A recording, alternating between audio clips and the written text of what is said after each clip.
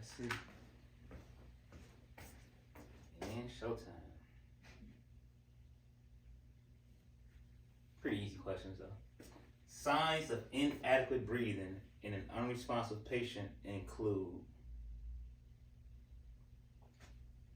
What you rolling with?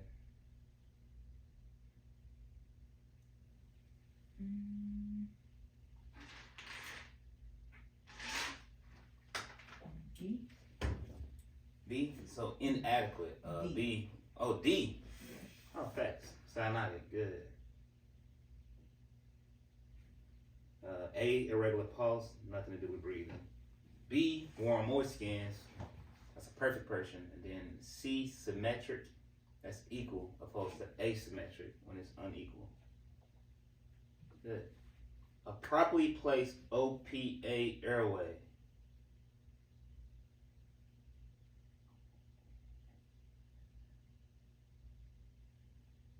B. B. Keeps the tongue off the posterior of the pharynx. So he says, good. It's like textbook definition. A scenario. We got a 35-year-old man reports shortness of breath, SOB. He's conscious and alert, able to speak in complete sentences. Assessment reveals diffuse wheezing, 2 auscultation when you're listening. Respiratory rate 22, heart rate 110, O2 sat 92. Which of the following interventions would be of most benefit to the patient?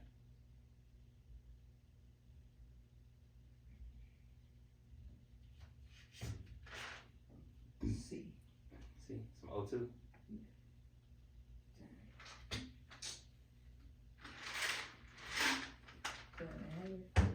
Got you. So that's the breathing treatment. Even though, unfortunately, EMTs in our system can't give it, in the state of Indiana, EMTs can give breathing treatments.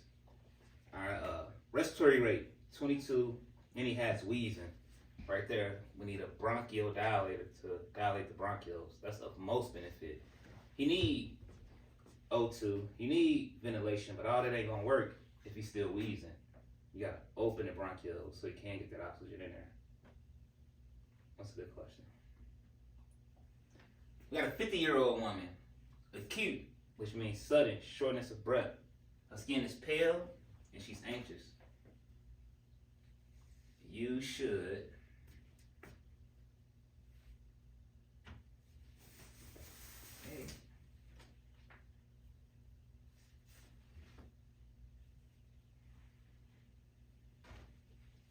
see, A, administer high flow O2, then assess her breathing. B, put her supine and ventilate. C, deliver humidified oxygen, which we don't have, so we know we're getting rid of that. D, give supplemental oxygen only if her O2 sat is less than 90. We give supplemental O2 if it's less than 94, not 90, so we know that's out of there. A, administer high flow, then assess her breathing. I like that. B, place her supine. If she's having trouble breathing, you shouldn't lay her flat. She should be sitting up. So the best thing on here is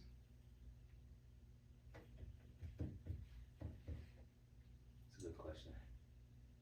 We got a patient, OD, several drugs, unresponsive, shallow breathing, facial cyanosis, meaning she is blue in the face. As you continue your assessment, the patient suddenly vomits. You should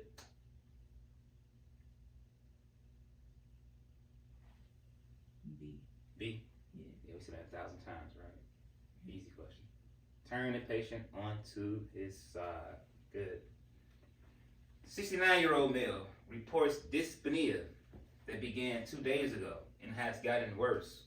Which of the following assessments would give you the most information regarding the possible cause of his dyspnea?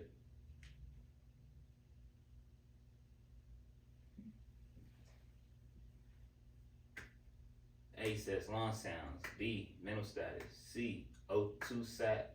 D, pulse rate and quality.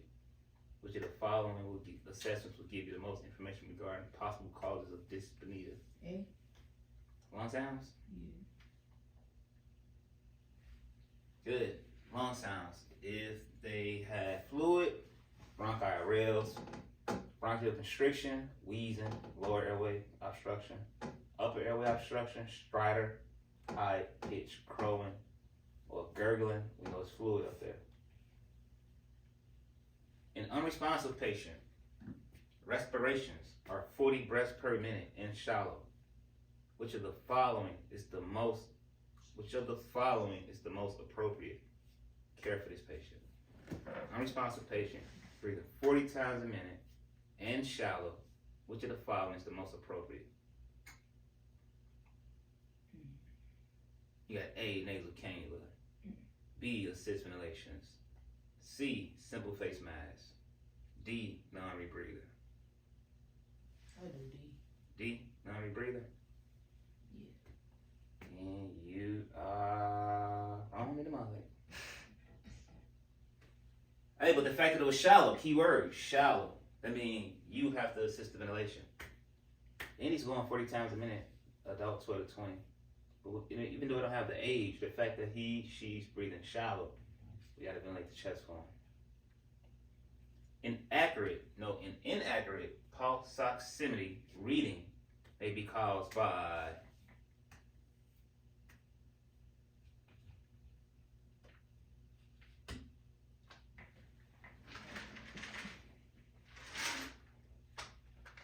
A, severe peripheral vasoconstriction, B, excessive red blood cell production, C, heat illness such as heat stroke, or D, a heart rate greater than 100.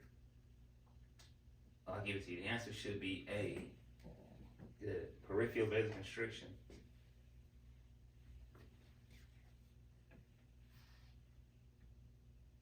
If an adult patient presents with a respiratory rate of 26 beats per minute, 26 breaths per minute, your initial, meaning the first thing you should do, your initial action should be to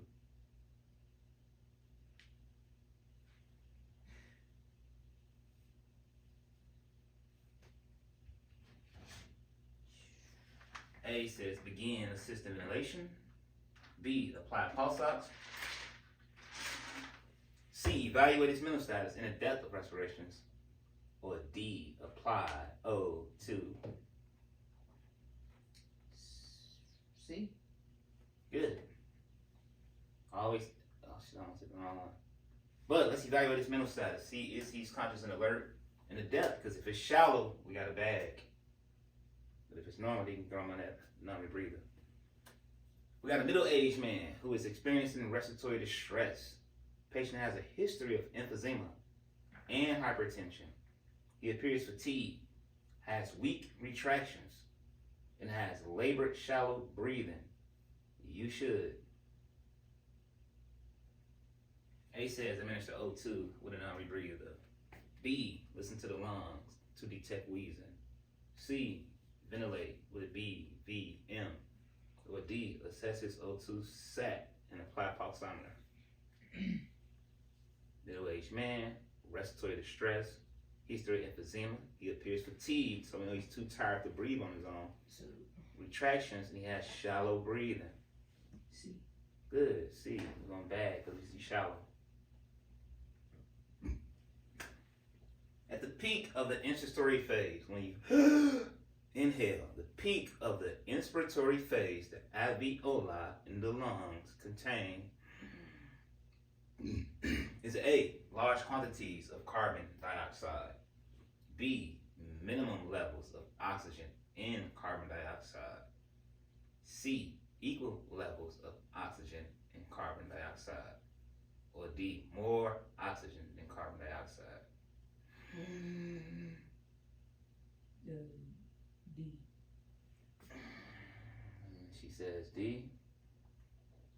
Survey says good when you at the peak of inhalation and you're taking all the air in at the peak. Obviously, you're gonna have more oxygen because you're taking in all the oxygen.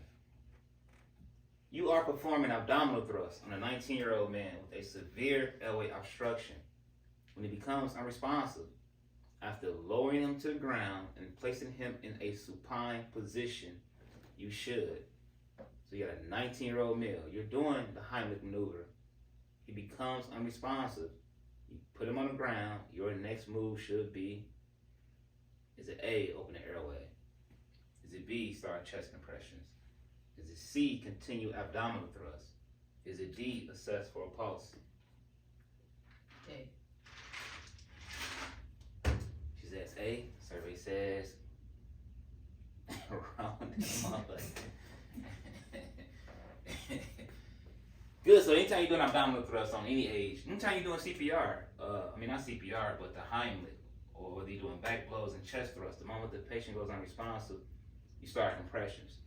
A, you look at his airway after 30 sets of compressions to see if what he was choking on came up. CPAP, continuous positive airway pressure, opens the alveoli when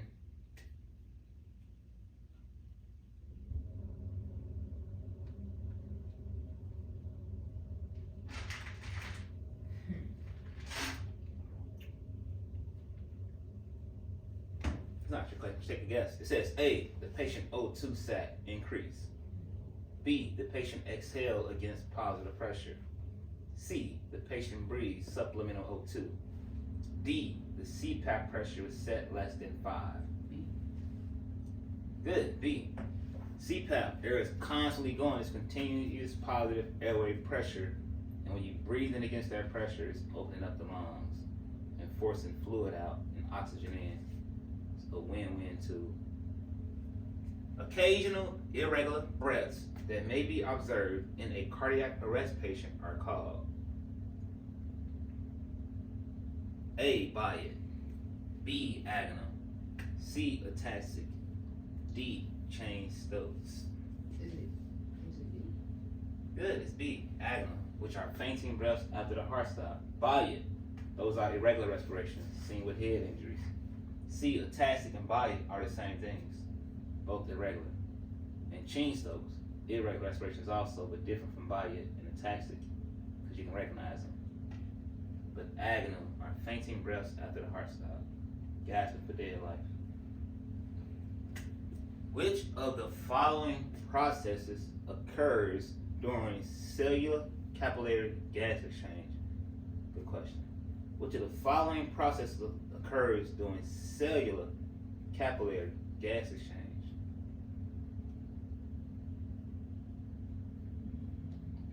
A says the cells give up oxygen to the capillaries. B says the cells remove carbon dioxide from the capillaries. C says the capillaries give up oxygen to the cells. And D says the capillaries give up carbon dioxide to the cells.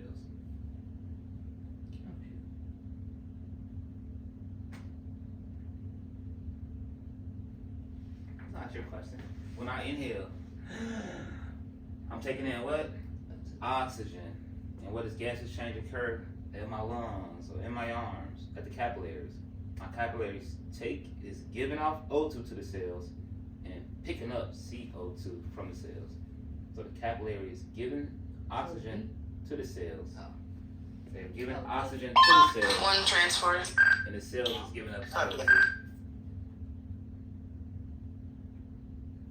A young woman experienced massive facial trauma and is unresponsive. After several attempts, you are unable to adequately open her airway with the jaw thrust maneuver. You should. A says carefully tilt her head back. B, insert a nasal and apply oxygen. C, apply oxygen and reattempt the jaw thrust maneuver. Or D, assist her ventilations. Young woman, massive facial trauma, unresponsive. After several attempts, we cannot open our airway with the jaw thrust. You should.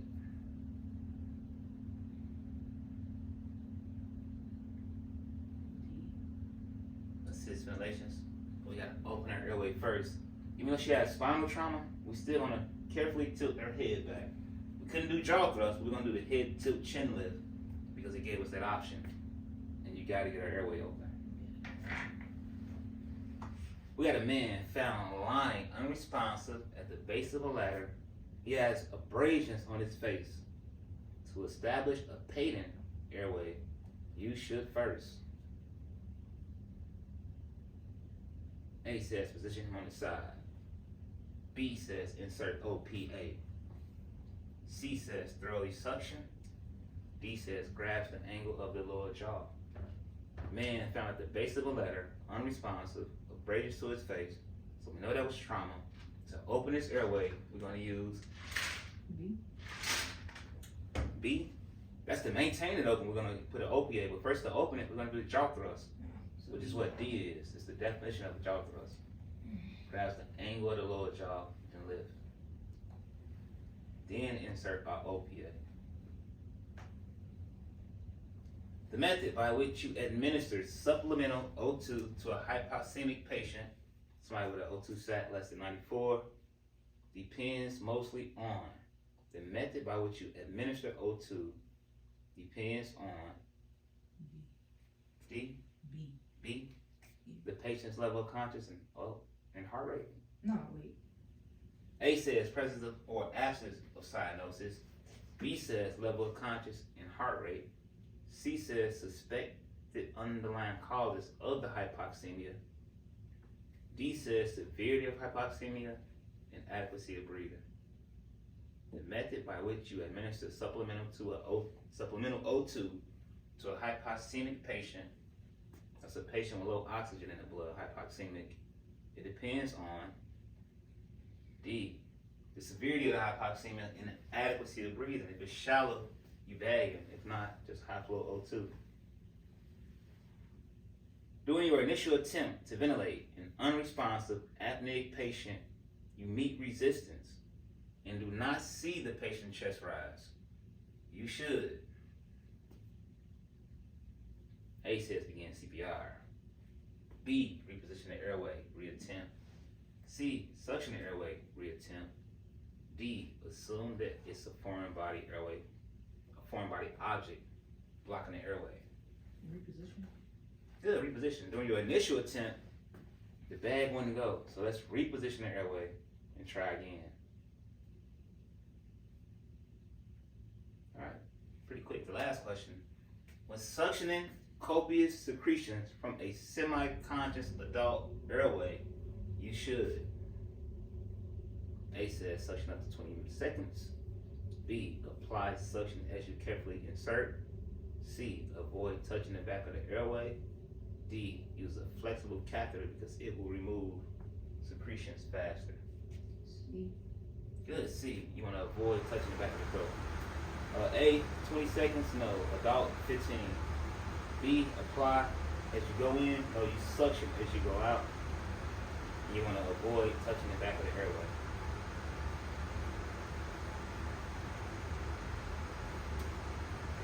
Alright, we said it came out.